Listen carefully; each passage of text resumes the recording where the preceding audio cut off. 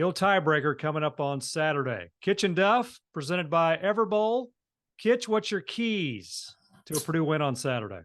Well, I think the key is one of the things that has been good for this team is what you got a big goose egg on one of the stats, and that's turnovers.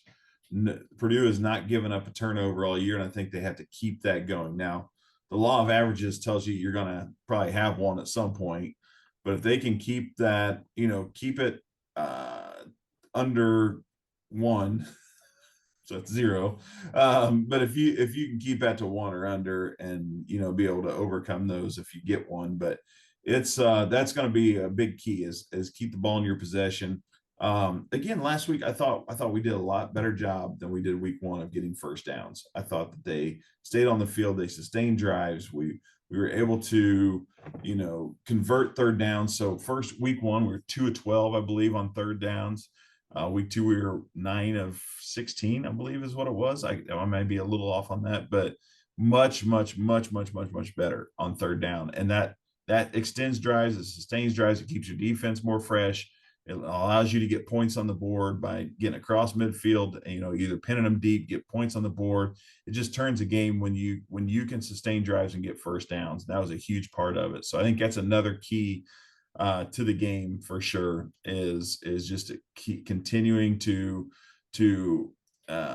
sustain those drives and convert when you need to convert. So that's the offensive part. I'd still like to see Hudson Card utilize that. He's running some of that zone read stuff, man. I'd love to see him get out and run a little bit and be a threat, at least be a threat in that. So you have to have a guy eyeing him, because if all of a sudden when he's carrying out a fake, if you've got an eye or two on him, at least carrying out the fake, that gives Maccabee one less guy to make miss, right? And we know he can make a bunch of guys miss. So I'd like to see that a little bit. So that's the key, and just keep giving the ball to Mock too. I mean, he gets better as the game goes on. It seems like he just can really wear teams down and make them frustrated.